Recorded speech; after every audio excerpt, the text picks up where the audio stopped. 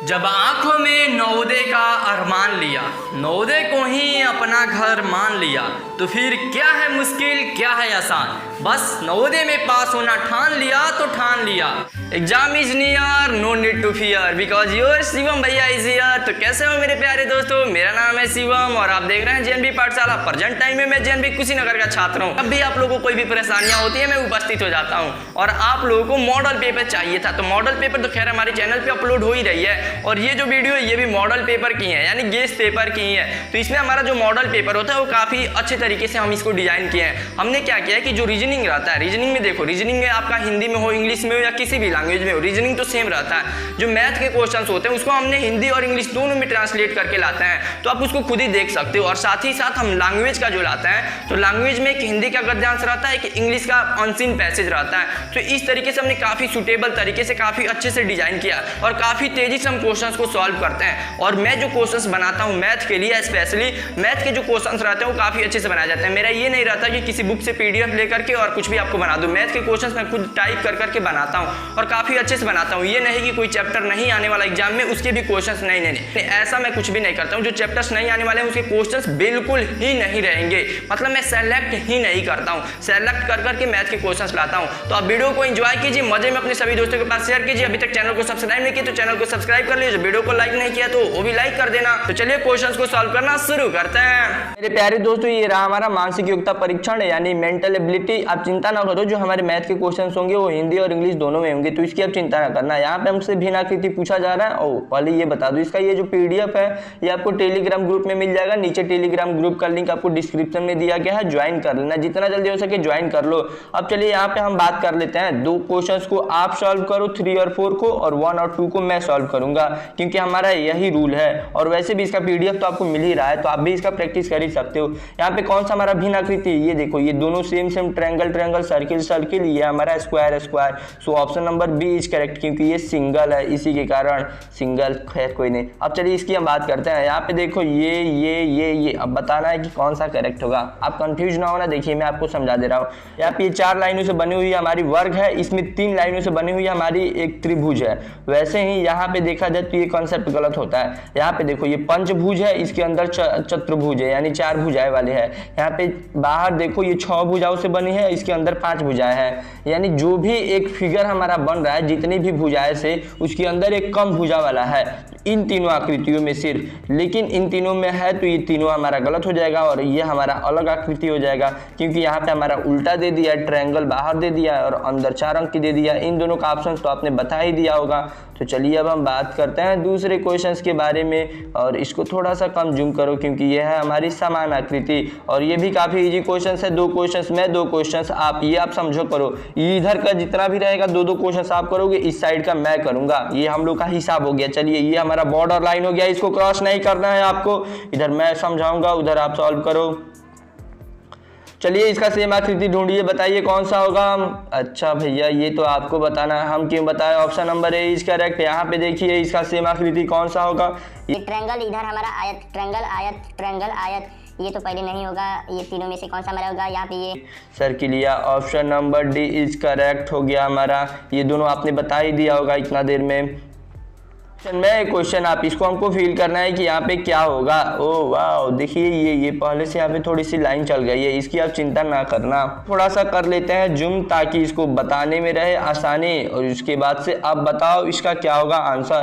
पहली बात तो इसका आंसर सी होगा ना, सी इधर उल्टा साइड ये दिया है, जबकि हमको इस साइड इधर चाहिए, इसलिए सी नहीं होगा। पहली बात ये देखो हमारा जो फिगर बनेगा ये ऐसे बनेगा, फिर ये हमारी ऐसी लाइन आएगी, ऐसे आएगा, फिर हमारी लाइन ऐसी आएंगी। देखो इस पे ऐसा कोई फिगर है जिसमें ऐसा लाइन आया हो, और देन फिर ये हमारी ऐसी भी लाइन आएगी सीधा, और ये जो सीधी लाइन आएगी ऐसे जाएगी, फिर ऊपर की तरफ जाएगी। इस टाइप का कुछ बन रहा हो तो आप बताओ हमारा इस टाइप का। तो ऑप्शन नंबर 1 और ऑप्शन नंबर बी, नहीं बी में ये वाली जो लाइन है ये गड़बड़ दिया गया है, ये नहीं होगा। ऑप्शन नंबर डी नहीं होगा, option number A is correct हमारा। और 10th क्वेश्चन भी आप एक बार देख लो, इसका आंसर नीचे कमेंट करो, जितना जल्दी हो सके कमेंट करो यार। देखो कमेंट नहीं कर रहे हो तो ये भग भग जा रहा है। वाह, आ जाओ जी तुम। अब चलिए बात करते हैं नेक्स्ट क्वेश्चन के बारे में। इसको आप सॉल्व कीजिए, एकदम तेजी के साथ हम सॉल्व करेंगे। यहाँ पे देखिए ये वाला हमारा जो यहाँ पे ये करके और एक्स बना हुआ है, ये हमारा यहाँ पे आना चाहिए। बस देख लो इसमें नहीं दिया गया, ये नहीं होगा, नहीं होगा, ये हमारा सही होगा, ये वाह गलत हो गया। ये तो ईजी है, इसको आप सॉल्व कर लो। 12 क्वेश्चन को हम बात करते हैं हमारे दूसरे 4 क्वेश्चंस के बारे में। ये आ गया हमारा, और ये क्या है हमारा श्रृंखला का क्वेश्चन है। अब ये भी काफी इजी क्वेश्चन है। यहाँ पे ये लाइन यहाँ पे था, यहाँ से यहाँ पे आ जाता है और फिर यहाँ पे आ जाता है। तो अब देखो कैसे आता है ये सभी चीजें। पहले यहाँ पे था तो ये यहाँ पे ना करके एक को छोड़ करके ये, ओ वाह, एक को ये छोड़ देता है और डायरेक्ट यहाँ पे आ जाता है। सेम बिल्कुल ही यहाँ से यहाँ पे नहीं जाता है, जबकि वो डायरेक्ट यहाँ पे आ जाता है। तो उसी प्रकार से ये यहाँ से क्या होगा कि यहाँ पे नहीं जाएगा और ये डायरेक्ट यहाँ पे आ जाएगा। तो बस देख लो किसमें ऊपर गया है, हमारा option number A is correct. बाकी ये 2 क्वेश्चंस को आप सॉल्व करो। अब देखो इसको हम बात कर लेते हैं। तो ए बी सी और ए बी सी हमारे पास 4 दिया होना चाहिए। A B C option number D is correct. बाकी इन दोनों को आप सॉल्व करो और नीचे कमेंट करो कमेंट। हमारा नेक्स्ट क्वेश्चन, इस बार 2 क्वेश्चन ऊपर वाले को आप सॉल्व करो, 2 नीचे वाले को आप सॉल्व करो। अरे भैया ये दोनों ऊपर वाले मुश्किल है, ये आप हमें दे दिए सॉल्व करने के लिए, इजी आप ले लिए, ये तो गलत बात। ठीक है मेरे प्यारे दोस्तों, इन दोनों क्वेश्चन को मैं सॉल्व करा देता हूँ, इन्हीं दोनों को आप सॉल्व कर लो, क्योंकि आप लोगों को कोई प्रॉब्लम नहीं होनी चाहिए। मेरा तो यही मोटो है। चलिए इसको हम सॉल्व करते हैं। यहाँ पे देखो ये हमारा कुछ वैन टाइप का दिया है, यानी कोई सवारी गाड़ी की तरह दिया है और उसका चक्का दिया गया है, वो हमारा दिया गया है। अब ठीक है, ये हो गया, उसका पहिया दिया गया है। यहाँ पे साइकिल दिया गया है, तो साइकिल का पहिया हमको बताना है। अब देखो यहाँ पे 4 होता है, एक जो हमारी जैसे यहाँ पे कार का इमेज दिया गया है, तो कार में क्या होता है कि 4 व्हीकल्स, तो कार में क्या होता है कि 4 पहिया होता है, लेकिन साइकिल में कितने होते हैं, सिर्फ 2 होते हैं। तो हमें 2 पे ही क्लिक करना है, इस बात का आपको ध्यान रखना है। अब वैसे ही यहाँ पे इस क्वेश्चन को हम सॉल्व करेंगे। यहाँ पे बस ये लाइनिंग ड्रा हो गई है, तो यहाँ पे ये है, तो ये क्या होगी, हमारी लाइनिंग खत्म हो जाएंगी। अब बताओ option number D is correct. इन दोनों क्वेश्चंस को तो आप बना ही लिए होंगे। तो चलिए अब हम बात करते हैं नेक्स्ट क्वेश्चंस के बारे में। और नेक्स्ट क्वेश्चन ये रहा, 2 हमारे स्क्रीन पे, एक क्वेश्चन को आपको सॉल्व करना है, एक हमको। चलिए इस क्वेश्चन का आंसर क्या होगा बताइए। या ऑप्शन नंबर ए नहीं होगा, देखो अच्छे से देखो, ऑप्शन नंबर डी भी नहीं होगा और सी तो किसी कीमत पे नहीं होगा। Option number B is correct. और वो क्वेश्चंस तो आपको करना है, मैं क्यों बताऊं। अब चलिए बात करते हैं इन दोनों क्वेश्चंस के बारे में। ये क्वेश्चंस तो देख रहे हो कितना डिजाइन में कैसे बन रहा है। कुछ बच्चे तो ऐसे ही कंफ्यूज हो जाएंगे, लेकिन हमें कंफ्यूज ना होना है। देखिए ये वाला अगर यहाँ पे आप रखोगे तो ये फिट नहीं बैठेगा, ये हमारा गलत हो जाएगा। ये तो बिल्कुल नहीं होगा और ये बिल्कुल नहीं होगा। ऑप्शन नंबर सी को आप यहाँ पे फिल करके देखो, option number C is exact correct. अब हम बात करने वाले हैं यहाँ पे दर्पण प्रतिबिंब के बारे में। पहली बात मैं आपको समझा दूं कि दर्पण प्रतिबिंब आप यहाँ पे गलत कर सकते हो, क्योंकि यहाँ पे दर्पण जो हमारा दिया गया है ये नीचे की तरफ दिया गया है, इसलिए इसका और इसका आप ध्यान रखो। तो इसलिए आप क्या करो कि इस क्वेश्चन को सिर्फ एक सॉल्व करो और एक इस क्वेश्चन को सॉल्व करो। बाकी ये दोनों क्वेश्चंस मैं आपको समझा देता हूँ। देखिए ये जो फिगर है ये हमारा उल्टा पलटेगा, तो जब उल्टा पलटेगा तो ये हमारा ट्रायंगल कुछ ऐसा बनेगा और ये जो हमारी लाइनिंग है ये ऐसे आ जाएंगी। तो इसके हिसाब से ऑप्शन नंबर डी जो होगा वो हमारा करेक्ट हो जाएगा। अब बिल्कुल ऐसे ही यहाँ पे जब हम इसका मिरर फॉर्म करेंगे, ये TXL, तो देखो ये जो T है ये हमारा कुछ ऐसा होगा, X हमारा बिल्कुल वैसा रहेगा और L जो है L हमारा ऐसा हो जाएगा। इस तरीके से आप देखोगे तो ऑप्शन नंबर जो सी होगा वो हमारा करेक्ट ऑप्शन है। और इसी तरीके से आप इसको भी सॉल्व कर सकते हो, इसको भी। यहाँ पे देखना ये जो हमारा मिरर दिया गया है ये ऊपर दिया गया है, तो ये ऊपर की तरफ चेंज होगा और ये हमारा, तो ये तो नॉर्मल आपका दिया गया दर्पण प्रतिबिंब, तो ये तो आप सॉल्व कर ही लोगे। अब आ जाते हैं हम अपने नेक्स्ट क्वेश्चंस के बारे में। यहाँ पे ये 2 क्वेश्चंस आप करो, 2 क्वेश्चंस में ये हो गया हमारा बाउंड्री लाइन आपको क्रॉस नहीं करना है वरना आपको सजा दी जाएगी। चलिए आप सॉल्व कीजिए यहाँ पे। अब देखिए जब इसको सॉल्व करेंगे यहाँ पे 2 है, इसको खोला जाएगा तो यहाँ पे भी 2 हो जाएगा आकृति। और उसके बाद से ये हाफ पिन किया गया है, तो इसके बाद से जब इसको खोला जाएगा तो 2 4 है। यहाँ पे ऑप्शन नंबर सी हमारा एग्जैक्ट करेक्ट होगा। आप इसको मैच करके देख सकते हो, और नहीं तो आपको मैं पहले ही बताया हूँ एडमिट कार्ड का 2 प्रिंट आउट ले जाना और दोनों को एक को किसी को फाड़ करके चेक कर लेना। अब इस फिगर की हम बात करते हैं, तो यहाँ पे ये 2 होगा, एक यहाँ पे खोलने पे हमारी, और खोलेंगे जब यहाँ पे तो ये हमारे ऑप्शन नंबर बी की तरह एग्जैक्ट बनेगा। आप चेक करो, देखो यहाँ पे ये तो फिगर, यहाँ पे ये दो तो हमारे पास ऑलरेडी होनी चाहिए। तो ये जो दो फिगर है बस यही आप ढूंढ लो कि किस फिगर में है। तो एक ऑप्शन नंबर डी में है, एक ऑप्शन नंबर बी में है। बाकी ये दो ऑप्शन हमारे पास गलत हो गया है। अब देखो बी और डी में, देखो डी में यहाँ पे हमारे पास मोड़ आ गया है, तो यहाँ पे कोई ना कोई जरूर इमेज खुलेगा तो बनेगा, जबकि डी में नहीं बनाया, बी में बनाया, हो गया हमारा। ये दो आकृति अभी उसी तरीके से आप सॉल्व कर लेना, मैं नहीं सॉल्व कराऊंगा। यहाँ पे चलिए अब हम बात करते हैं नेक्स्ट क्वेश्चन के बारे में। ये है हमारा आकृति निर्माण। यहाँ पे हमको बताना है कि इन आकृतियों से कौन सा हमारा आकृति बना है। 1 2 3 4, एक आप सॉल्व करो, ये तो इजी है, ये हो गया। और इसको हमको बताना है कि कौन सा होगा।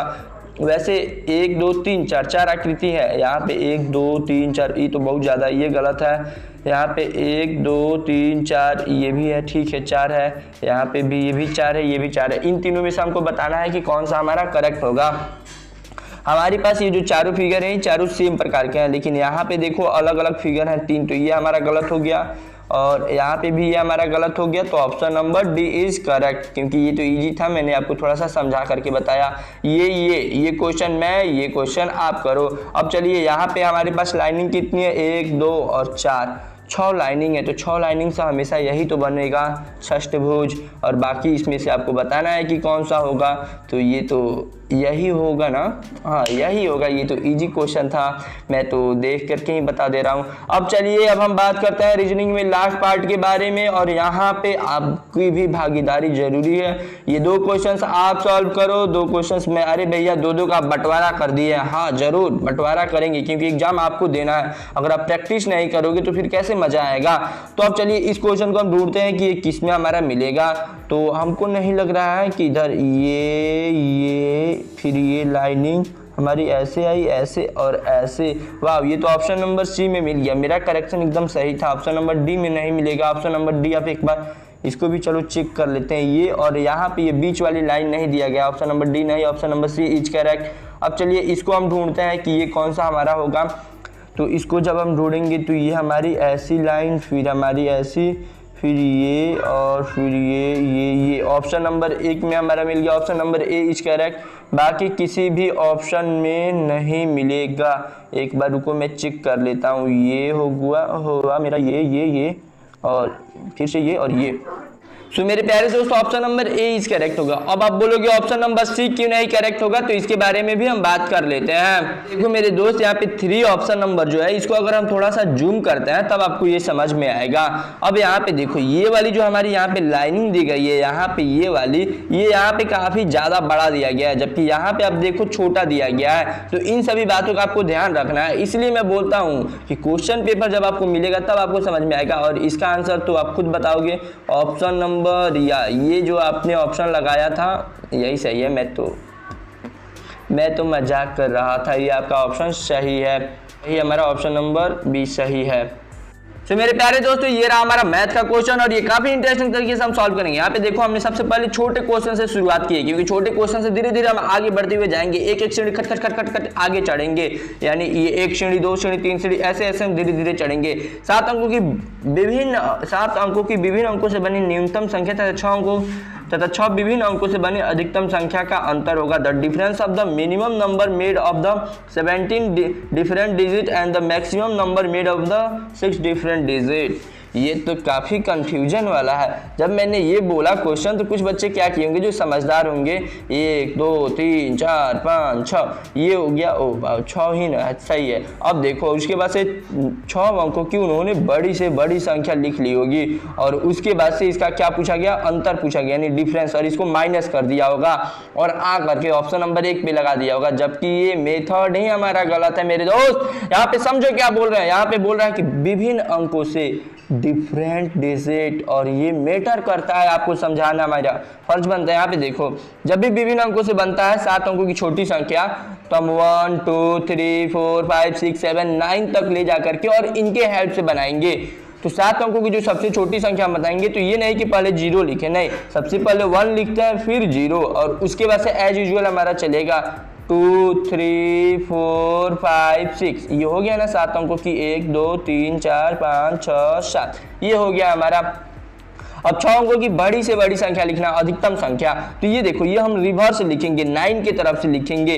तो 9 की तरफ से तो पहले ये इधर से लिखने दो। ये हमारा हुआ 9, 8, फिर हुआ हमारा 7 और फिर हुआ हमारा 6 और फिर हुआ हमारा ये 5, देन हमारा हुआ 4। ये हो गया हमारा 6 अंकों के डिजिट। अब इनको हम माइनस करेंगे, तो जब इन दोनों का माइनस करेंगे 1 0 2 3 4 5 6 और उसके बाद से 4 5 6 7 8 9 ये कर देंगे माइनस। तो ये हमारा 2 आएगा और यहाँ पे तो ये हमारा 5 है, तो 5 5 0 और फिर यहाँ पे ये 14 में से 8 और फिर ये 12 में से 5 और देन ये हमारा 11 में से 8 गया, तो हमारा 11 में से 8 गया 3 और ये फिर हमारा 0। इस तरीके से आप देखोगे तो option number C is correct. यहाँ पे मतलब देखो 35,802 आएगा, यहाँ पे 38,502 दिया गया। ये आपको गुमराह करने के लिए दिया गया है, तो इसका आप ध्यान रखना।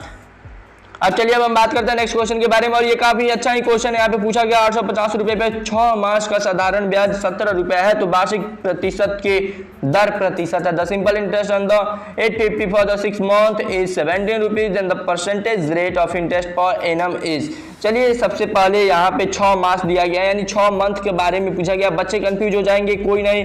देखो एक मंथ में अगर एक मंथ को तुम 12 से डिवाइड कर दो तो ये 1 ईयर हो जाएगा। अगर वैसे ही 6 मंथ को आप 12 से डिवाइड कर दो तो ये 1/2 हो जाएगा, 1/2 ईयर हो जाएगा, या 6/12 ईयर, जो भी आप बोल दो, तो ये 1/2 ईयर हो गया। बस यही तो आपको समझाना था मुझे।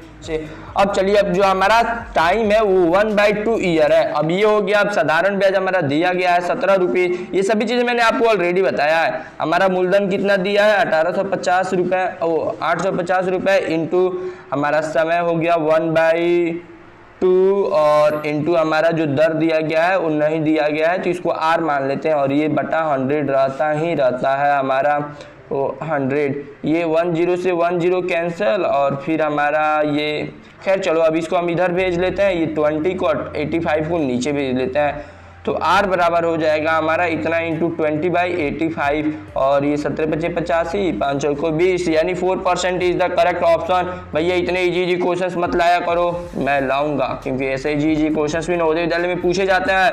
नेक्स्ट क्वेश्चन रहा JNB पाठशाला ने। आप अपना नाम क्यों लिख लेते हो? मेरी मर्जी, चैनल मेरा है तो क्यों नहीं लिख सकता हूँ? क्या लिख सकते हो भैया, आपकी जैसी इच्छा। JNB पाठशाला ने 12% वार्षिक ब्याज की दर से कुछ रुपए उधार लिए। वैसे मैं उधार लेता ही नहीं हूँ, तथा 5 वर्ष बाद उसने ब्याज और मूलधन को मिला करके इतने रुपए दिए, तो JNB पाठशाला को कितने रुपए ब्याज के रूप में देने पड़े? ये तो काफी इजी क्वेश्चन है, मैं इसको बता सकता हूँ। JNB पाठशाला borrowed some rupees at the rate of 12% per annum interest and after 5 years he paid 7,680 together with interest and principal. How much did JNB पाठशाला have to pay? चलिए इसको मैं आपको पहले समझाता हूँ। ये जो हमारा रुपए है ये ब्याज और मूलधन का जोड़ है, यानी ये क्या है एक्चुअल में मिश्रधन है, हमारा अमाउंट है इंग्लिश वाले बच्चों के लिए। तो ये अमाउंट हो गया हमारा 7,680 रुपए और हमारे पास दर भी दिया गया है। कितना दर दिया गया है हमारा? 12% दिया गया। टाइम कितना दिया गया है हमारे पास?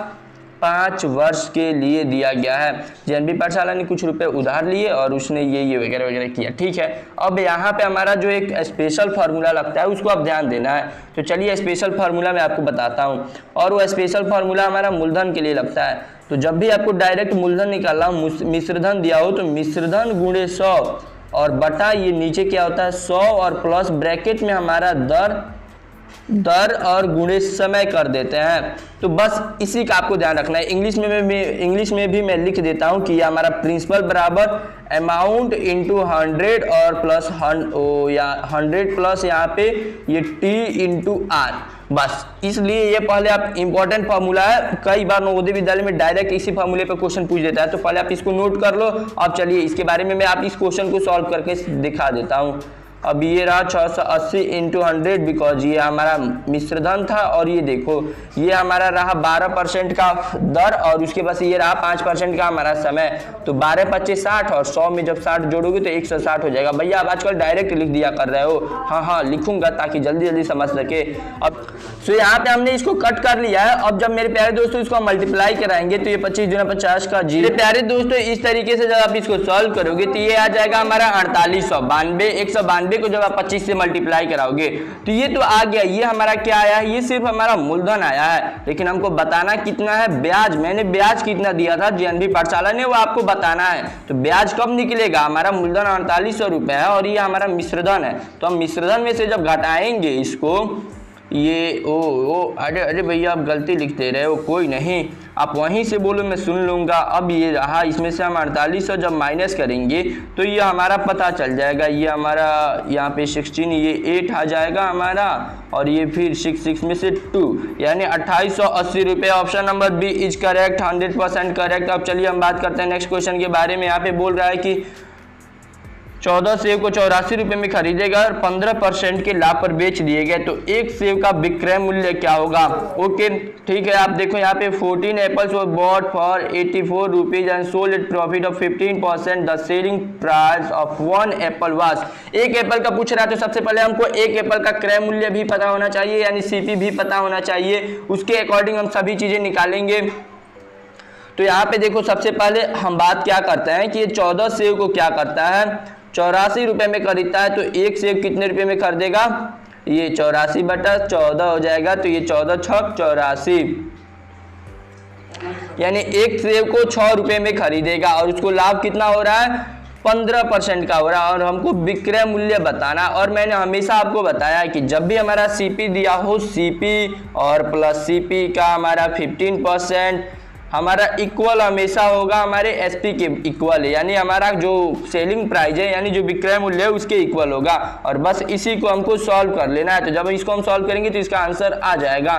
तो चलिए एक बार मैं इसको सॉल्व करके आपको दिखा ही देता हूँ। यहाँ पे हम सॉल्व करेंगे तो ये 15 से 3 बार में, ये 5 से 20 बार में, सॉरी 5 से मैं कट किया हूँ, और इस तरीके से ये हो जाएगा हमारा 20 छक 120 और 6 प्लस यहाँ पे ये हमारा 18 और बाई 20, ये अभी भी कट हो सकता है 9/10 के फॉर्म में, और ये 60 नवा 69/10 69/10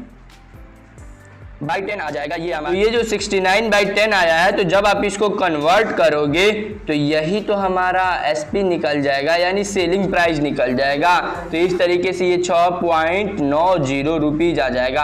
अगर आपको समझ में नहीं आया है तो आप नॉर्मल ऐसे करो, देखो एक सेव का जब आप क्रय मूल्य निकालोगे तो 6 रुपये आ जाएगा, तो आपको सीपी पता चली गया, लाभ दिया गया ही, बस विक्रय मूल्य का फॉर्मूला जो आपका होता है, लाभ जब दिया रहता है तो उसके अकॉर्डिंग आप यहाँ पे भर लो और उसके अकॉर्डिंग आप निकाल लो।